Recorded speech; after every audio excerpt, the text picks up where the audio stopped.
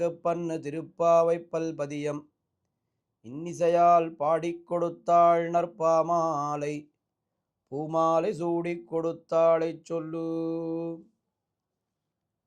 கண்ணபிரானுடைய நடையழகை சேவிக்க வேண்டும் என்று ஆசைப்பட்டார்கள் கோபிகைகள். கோபிகைகள் என்ன சொன்னார்களோ அது அப்படியே உடனே செய்து காட்டுவான் கண்ணபிரான். அவர்கள் நடக்க சொல்லிவிட்டார்கள். உடனே நடந்து காட்டினான். எழுந்திருந்து தன்னுடைய திருப்பள்ளியிலிருந்து எழுந்து 4 அடி நடக்க ஆரம்பித்தான். அந்த நடையழகை பார்த்தவுடனே இவ்வளவு மென்மையான திருமேனியை உடையவனையா நாம் 4 அடி நடக்க சொல்லிவிட்டோம், அவனுடைய திருமேனி வாட்டம் பெற்றிருக்குமே என்று அவனுடைய திருவடிகளுக்கு உடனே பல்லாண்டு பாடத் தொடங்குகிறார்கள்.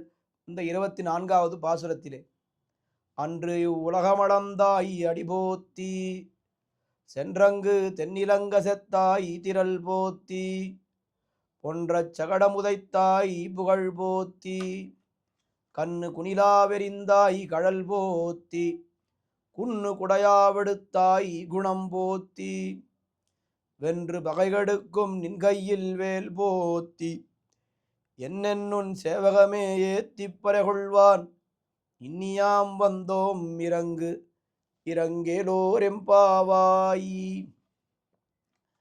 எம்பெருமானுடைய திருவடிகளுக்கு பல்லாண்டு பாடுகிறார்கள். ஆனால் அப்படி பாடும் பொழுது என்றைக்கோ நடந்த சரித்திரத்தை எல்லாம் சொல்லி இன்றைக்கு பல்லாண்டு பாடுகிறார்கள். தொடங்கும் பொழுதே அன்று இவ்வுலகமளந்தாய் அடிபோத்தி.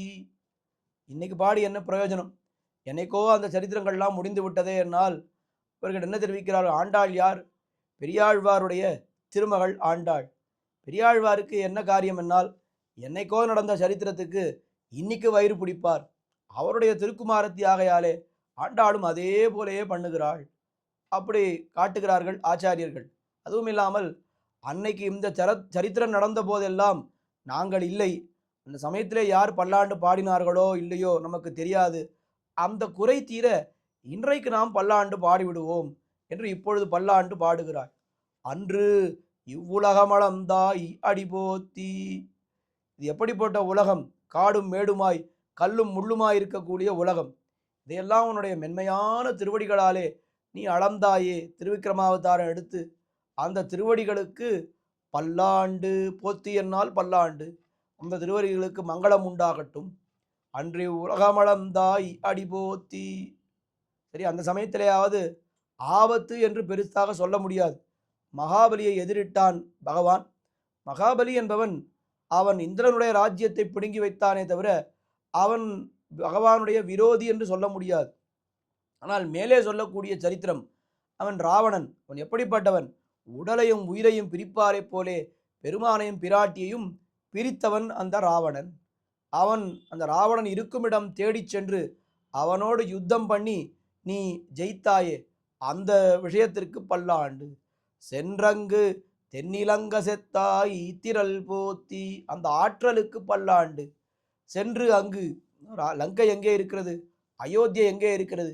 நீ அயோத்தியிலிருந்து நடந்த கால்கள் நொந்தவோ என்கிறா போலே நீ நடந்து வந்தாயே லங்கைக்கு. அதுவும் அந்த யுத்தம் நடந்தது லங்கா பூமியிலே. அது ராவணனுடைய இடம். அவரவர்களுடைய இடத்திலே அவரவர்களுக்கு பலம் அதிகம் என்று பார்க்கிறோம். ராமனுக்கு என்ன பலம்? அவன் தரை மீது நின்று யுத்தம் பண்ணுகிறான். ராவணன் அவன் தேர் மீது நின்று யுத்தம் பண்ணுகிறான். பிற்பாடு பார்த்தார் திருவடி. அந்த சமமாக இருக்க வேண்டும் என்று திருவடி ராமனை தோளிலே எழ பண்ணி கொண்டு வந்தார் என்று பார்க்கிறோம். அப்படி சென்றங்கு தென்னிலங்க செத்தாய் திரள் போத்தி. அந்த ஆற்றலுக்கு பல்லாண்டு என்று இந்த 2வதாக இந்த ராவணனுடைய அந்த ராவணனை முடித்த சரித்திரம் இருக்கிறதே, அந்த சரித்திரத்திற்கு பல்லாண்டு என்று தெரிவித்தார்கள். 3வதாக பொன்றச் சகடம் உதைத்தாய் புகழ் போத்தி. பழைய சரித்திரமாவது பரவாயில்லை. அங்கே ராவணனுக்கும் ராமனுக்கும் யுத்தம் நடக்கும் பொழுது ராமனுக்கு 38 வயது என்று காட்டுகிறார்கள். ஆனால் சகடாசுரன் என்று வந்தானே, கம்சனாலே ஏவப்பட்டவன், ஒரு வண்டியின் மேலே ஆவேசித்து வந்தானே, அவனை முடிக்கும் பொழுது கண்ணனுக்கு எத்தனை வயசு என்னால் எத்தனை வயசு எல்லாம் கேட்க முடியாது, எத்தனை மாசம் என்று வேண்டுமானால் கேட்கலாம். பெரியாழ்வார் தெரிவிக்கிறார், நாள்களோர் 4-5 திங்களளவிலே தாளை நிமிர்த்து சகடத்தை சாடிப்போய். 4-5 மாதம் இருக்கலாம் குழந்தைக்கு என்று பெரியாழ்வார் தெரிவிக்கிறார். திருமங்கை ஆழ்வார் என்ன தெரிவிக்கிறார் என்னால், ஈடும் வலியும் உடைய இந்நம்பி பிறந்த எழுதிங்களில் ஏடலர் கண்ணீனானை வளர்த்தி யமுன நீராடப் போனேன். சேடம் திருமருமார்பன் கிடந்து திருவடியால் மலைபோலோடும் சகடத்தைச் சாடிய பின்னை. யசோதா பாவனையிலே பாடுகிறார் திருமங்கை ஆழ்வார். 7வது மாசம் ஈடும் வலியுமுடைய இந்நம்பி பிறந்த எழுதிங்களில் அந்த அழகான கண்ணை உடைய ஏடலர் கண்ணியினானை வளர்த்தி அவனை நான் உறங்கச் செய்துவிட்டு யமுன நீராடப் போனேன். சேடம் திருமருமார்பன் கிடந்து திருவடியால் மலைபோலோடும் சகடத்தை சாடிய பின்னை. மலை போலே வந்த அந்த வண்டியை அவன் சின்ன திருவடிகளாலே ஒரே ஒரு முறை உதைத்தான். அவன் போய்விட்டான் அந்த சகடாசுரன்.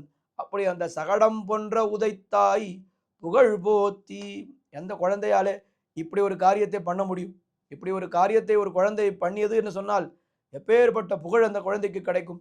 அந்த புகழுக்கு பல்லாண்டு என்று 3 திருவடிகளுக்கு அளந்த அன்னி உலகம் அளந்தாய் அடிபோத்தி, திரள் போத்தி, புகழ் போத்தி என்று சொன்னார்கள். மேலே ஒரு சரித்திரத்தை சொல்கிறார்கள். கீழையாவது வந்தவன் ஒரு அசுரன், இங்கே 2 பேர்கள் வந்து விட்டார்கள். அங்கே கன்று குணிலாவெறிந்தாய் கழல் போத்தி. வத்சாசுரன் கபித்தாசுரன் என்று வலாம்பழமாக கண்ணன் விரும்பி உண்பான், அவனை முடித்து விடலாம் என்று ஒரு அசுரன். கண்ணுக்குட்டியாக இன்னொரு அசுரன். கண்ணுக்குட்டி எடுத்து கண்ணன் தோளிலே போட்டுக்கொண்டால் அப்படியே கழுத்தை நெரித்து அவனை முடித்து விடலாம் என்று அப்படி ஒரு அசுரன். 2 பேரும் வந்திருப்பது அசுரர்கள் என்று கண்ணன் பார்த்தான். இந்த கண்ணுக்குட்டியே எடுத்து அவன் என்ன பண்ணான்? மேலால் விளவின் காய் கன்றினால் வீழ்த்தவனே என்று கண்ணுக்குட்டியே எடுத்து அவன் இந்த வலாம்பழத்தின் மீது எரிந்தான். இருவரும் ஒருவரோடு மோதிக்கொண்டு அங்கேயே மாண்டு போனார்கள் என்று பார்க்கிறோம். அப்படி கன்று குணிலாவெறிந்தாய் கழல் போத்தி. மறுபடியும் திருவடிகளுக்கு பல்லாண்டு.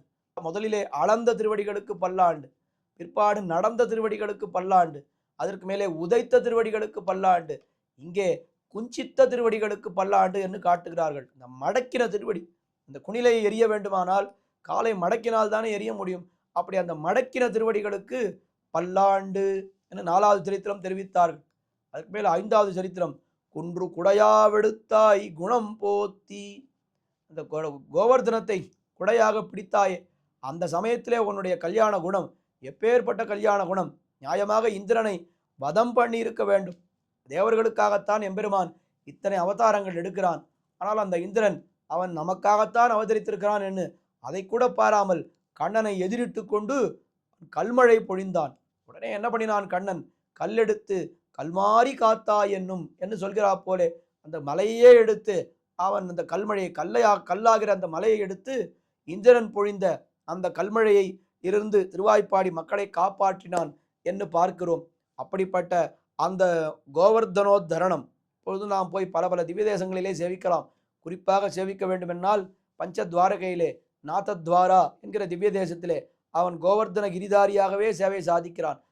எப்படி அன்னைக்கு அவன் அந்த கோவர்தன மலையை எடுத்து எந்த சேவையிலே எடுத்திருப்பானோ அதே சேவையிலே இன்றும் கூட நாம் காணும்படி அவன் சேவை சாதிக்கிறான். அந்த குணத்திற்கு பல்லாண்டு. இந்திரனை மன்னித்தானே, அந்த குணத்திற்கு பல்லாண்டு. அதற்கு மேலே வென்று பகை கெடுக்கும் நின் கையில் வேல் போத்தி. அந்த எதிரிகளையெல்லாம் வென்று அவர்களுடைய அந்த பகைமையெல்லாம் ஒழிக்கக்கூடிய உன்னுடைய அந்த வேலுக்கு பல்லாண்டு. கையிலே சக்கர வேல் என்னால் சக்கராயுதம்தான் இப்பொழுது வேலாக இருக்கிறது என்ன அழகாக காட்டுகிறார்கள். என்று என்று உன் சேவகமே ஏத்தி பறைகொள்வான் என்று. இப்படி என்ன ஆகும் என்று கேட்டால், இப்படி இந்த எம்பெருமானுடைய இந்த வீர தீர பராக்கிரம செயல்களை எல்லாம் சேவகமே ஏத்தி பறைகொள்வான் வந்தோம். உன்னுடைய அந்த செயல்களை எல்லாம் பாடி உன்னிடத்திலே பறையை பெறுவதற்காக இன்று யாம் வந்தோம், இன்று நாங்கள் வந்திருக்கிறோம். நீ எங்களுக்காக இறங்க வேண்டும், அனுகிரகிக்க வேண்டும், எங்களை குறித்து நீ கடாட்சத்தை பொழிய வேண்டும், எங்களுக்காக நாங்கள் கேட்ட வஸ்துக்களை எல்லாம் பறை பெறுவதற்காக நாங்கள் வந்திருக்கிறோம், எங்களை குறித்து நீ அனுகிரகம் செய்வாயாக என்று இந்த 24வது பாசுரத்திலே கோபிகைகள் கண்ணபிரானுக்கு மங்களாசாதனம் பண்ணி அவனிடத்திலிருந்து பறையை பிரார்த்திக்கிறார்கள். மேலே என்ன நடக்கிறது என்று தொடர்ந்து அனுபவிப்போம். ஆண்டாள் திருவடிகளே சரணம்.